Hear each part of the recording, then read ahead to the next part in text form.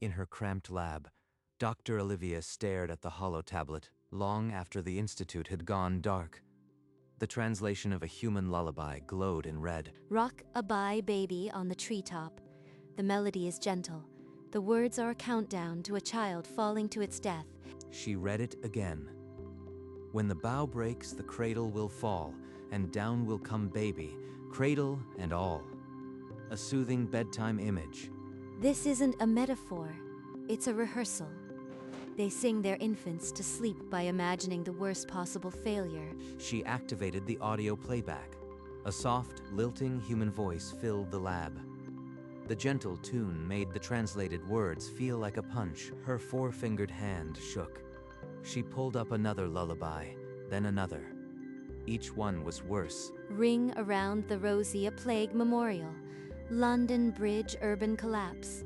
This can't be coincidence. The spectrogram of a human lullaby danced, a calm waveform that hid landmines. Dawn bled through the blinds. She hadn't moved for hours. The data slates around her felt like tombstones. They aren't comforting children. They're programming them. I have to see how deep this goes. An hour later, Olivia entered Director Frank's glass-walled office. Her tablet glowed with the offending lullabies. What is it now, Dr. Olivia? Another cultural oddity you can't let go. I've found something in the human lullabies. They aren't harmless songs. They're training. Training? They're nursery rhymes. You've wasted resources on sentimental material. Rock-a-bye baby describes a child plunging from a tree. The tune is gentle, but the meaning is catastrophe. A metaphor. Humans love drama. You're reading too much into it. Drop this and get back to priority work. It's not one song. Ring around the rosy memorializes a plague. London Bridge rehearses collapse. It's a pattern. Enough. Your job is to catalog, not to chase conspiracies. File the lullabies and move on. Olivia's mouth opened, then closed. She turned, her four-fingered hand white-knuckled on the tablet. He's wrong. This is the most important thing I've ever found. I'll prove it alone if I have to. Olivia locked her lab door. The click loud in the silent corridor. She was done waiting for permission. She called up the archival recording of children singing Ring Around the Rosie in a London schoolyard. 1963, the holographic projection showed small humans in a circle, their voices piping ashes, ashes, we all fall down. Posies to ward off the smell of decaying flesh. Ashes from burned bodies. They laugh while they sing about the Black Death. Then she pulled up London Bridge. The lyrics were an inventory of construction materials that would fail. Silver and gold won't hold. Iron and steel will bend and bow. They teach their toddlers to expect the bridge to fall. She cross-referenced the three lullabies: structural collapse, plague, urban disaster. A pattern was forming. Her four-fingered hands flew across the console, building a private file hidden deep in the Institute's network. She tagged it with a code name that only she would recognize: Project Lullaby. 3 is a trend. I need to scan every culture, every era. This is bigger than anyone guessed. For 2 days, Olivia didn't sleep. She combed through lullabies from every human continent, every historical era. The data wall filled with a constellation of songs, each gentle melody, a drill for famine, war, or collapse. When the pattern analysis finished, a single figure blinked on the readout in cold red: 94%. 94% of human lullabies encode hazard, loss, or survival. It's not randomness, it's intent. Her hand moved without thought, calling up the childhood poems of her own people. The hologram bloomed with a quiet pond. Cherry petals drifting, the lyrics spoke of patient roots and still water. No warnings, no threats, just silence. We raise prey. Her four-fingered hand trembled. The ash-blue skin stretched tight over bone. She opened a priority threat assessment template. The cursor blinked, waiting. The council has to see this before it's too late. In her quarters, Olivia stared at the secure communication console. Her four-fingered hand hovered over the call button. Dr. Olivia, You bypassed Director Frank. This had better be urgent. I've uncovered a systematic survival training program in human lullabies. 94% encode disaster. It's deliberate. Send your data. I'll review it. Do not speak of this to anyone else. Olivia's fingers moved fast, compressing months of work into a single burst transmission. The console hummed. 3 standard days passed. Then a priority summons flashed on her personal tablet. Report to the Orbital Council immediately. She packed her research slates, her gold robe smoothing with each precise movement. This was the point of no return. Frank will be furious, but I can't let his blindness doom us all. She stepped into the corridor, the weight of the summons heavy on her narrow shoulders. Behind her, the communication console went dark, severing the last tie to her quiet academic life. The shuttle detached, and Olivia watched Earth shrink to a blue marble in the viewport. The Orbital Council station grew from a speck to a titan ring of gold and shadow. This is where they decide fates, and I am walking in with a list of human bedtime stories. The shuttle docked with a soft thud. Silent guards escorted her through luminous corridors. In the glass-walled waiting room overlooking the docking bay, she sat alone beneath a cold light. Frank would call this indulgence, but the numbers don't lie. I have to make them see. A chime echoed. The portal before her irised open, revealing a hall of towering seats. No more waiting. Whatever happens, this is right. She walked into the light, each footstep a drumbeat in the silent hall of judgment. Behind her, the great doors sealed as if swallowing her whole. At the glowing holographic podium, Olivia stood alone before the semicircle of elevated counselors. Their red eyes gave nothing away. Honored Council, I've translated Earth's nursery rhymes. They aren't harmless. They're survival training from birth. She activated the holograms. Rockabye Baby's lyrics appeared beside a live feed of a human infant's brain scan. When the bow breaks, the cradle will fall. A catastrophic failure, set to a gentle lullaby. A deep scoff rang out from the council seats. A grizzled counselor waved a dismissive hand. You call it noise? Then why does every human culture encode hazard in their children's songs? She called up the brain scans. The lullabies engaged, the amygdala and hippocampus together. Fear and memory fused. Counselor Vex leaned forward, his dim red eyes locking onto Olivia. A cold, pointed question followed. Dr. Olivia, if humans are so wired for danger, what does that make your own people? Murmurs swept through the council. Olivia felt the room tilt. The question hung in the air. Your attachment to humans has compromised your objectivity. Compromised? He's dismissing months of evidence. I am ordering you to drop the Human Lullaby project immediately. You will instead translate the children's songs of our own homeworld and present a comparative analysis. Our lullabies? They're nothing but still ponds and cherry blossoms. He knows that.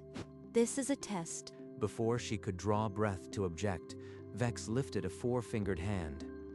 2 armored guards emerged from the shadowed pillars behind the podium. They flanked her, their faces hidden behind mirrored visors, their silence absolute. This isn't about Earth's danger. It's about making me prove my loyalty. The guards delivered her to a side portal. It irised open, revealing the long, dim passage to the homeworld's deepest archive. The archive door irised open with a whisper, revealing row upon row of glowing crystal shelves. Olivia was gently pushed inside. The archive stretched upward into darkness, cylindrical shelves lined with glowing data crystals. Olivia stood at the center, small and alone, her 4-fingered hand closed around the crystal, labeled Lullabies. Homeworld in turquoise alien script. She inserted it into the console. A hologram bloomed above her, a perfectly still pond, pink blossoms floating on glassy water. The lyrics described patient roots and the quiet between heartbeats. No hazard, no collapse. She called up Blossom in the morning. A gentle breeze stirred phantom cherry petals through the archive. Nothing but seasons changing and the hum of insects. It was beautiful, It was empty. Her hand slowed, then dropped from the console. She had played every lullaby in the archive. There wasn't a single warning. No predators, no collapse, no death, just peace. The contrast slammed into her like a pressure wave. Humans teach their infants to expect the world to break. We sing our children to sleep with quiet pawns. They sing theirs awake with catastrophe. The council chamber fell silent as Olivia returned to the podium. She activated the split holographic display. On the left, a human lullaby. Structural collapse, plague, betrayal. On the right, ours. Still ponds, quiet breezes, patient roots. There is not a single warning in our entire archive. We raise our young defenseless. We raise prey. The council erupted in shock, but Vex's voice cut through like a blade. You have betrayed your species, Dr. Olivia. You twist our legacy into shame. I didn't write our lullabies. I only read them. The truth doesn't care about loyalty. Vex slammed his fist on the armrest. The sound ricocheted through the chamber. Guards seized her arms. As they wrenched her from the podium, her four-fingered hand closed around a small data chip. The chip slid into a hidden sleeve seam, invisible in the chaos. They can silence me, but they can't erase the data. Not if it leaves the station. As the guards rounded a corner, Olivia wrenched her arm free. She stumbled, then ran. Her gold robes tore at the shoulder, but she didn't slow. Alarm klaxons began to wail behind her. The pod bay is 200 meters. Just 200 meters. She dove into the nearest escape pod and slapped the launch panel. The hatch sealed with a hiss. The pod launched, a streak of blue flame against the blackness of space. The council station shrank behind. Earth's atmosphere ignited around the tiny craft. Olivia aimed for the dark curve of the North American continent. The pod carved a fiery trench through a frozen Ohio field, coming to rest in a spray of snow and dirt. Olivia crawled from the wreck, her gold robes shredded. Blood dripped onto the snow from a gash on her hand. Alive. I am on Earth. They'll hunt me now, but the data is safe. In the distance, a small orange glow flickered. A campfire. And drifting on the frozen air, a human voice singing a lullaby. Olivia stumbled toward the fire, her limbs stiff from cold. The lullaby grew clearer. You are half frozen. Come, warm yourself by the fire. By morning, Olivia had a name for the kindness, Sarah. She stayed in the small Ohio town, finding a room above a hardware store. On a walk down the quiet main street, she spotted a sign in a window. Help wanted. Teacher's assistant. A place where they'll accept a stranger. I can learn their children from the inside. The kindergarten classroom smelled of crayons and glue. Olivia perched on a too-small chair, a picture book open in her lap. During circle time, the children sang Ring Around the Rosie, skipping in a tumbling ring on the brightly colored rug. They laugh and spin. Innocent of the plague they're rehearsing. It's encoded so deeply. My Liam talks about you all the time. You should come for dinner. I'll make something warm. At Sarah's kitchen table, Olivia watched the young mother cradle her baby and begin an old English lullaby, the melody threading through the quiet house. That night, Olivia sat at her small desk, the data tablet glowing under her four-fingered hands. They need a manual. Not a threat assessment, a parent's guide to the truth in their own songs. Month after month, she wrote late into the night, the title eventually gleaming on the screen, How to Sing Your Children Awake. Finished. Every pattern, every lullaby, every reason to wake up instead of sleep. She walked into a cramped human publishing office, the manuscript tablet clutched to her chest. The publisher skimmed the pages, his frown deepening. Then he looked up, something shifting behind his eyes. He nodded once. We'll print it. It's happening. For the first time, someone listened. Weeks later, the first box of books arrived at her door. She lifted one out, the cover cool under her fingers. Now it's in their hands. The humans can decide for themselves. The book didn't stay quiet for long. A human military advisor picked it up in a Pentagon coffee line and froze mid-sip. He called Olivia the next day. "I need to understand. Is this why we are the way we are?" Within a month, a defense think tank invited her to speak at a conference in Geneva. Your lullabies are not just songs.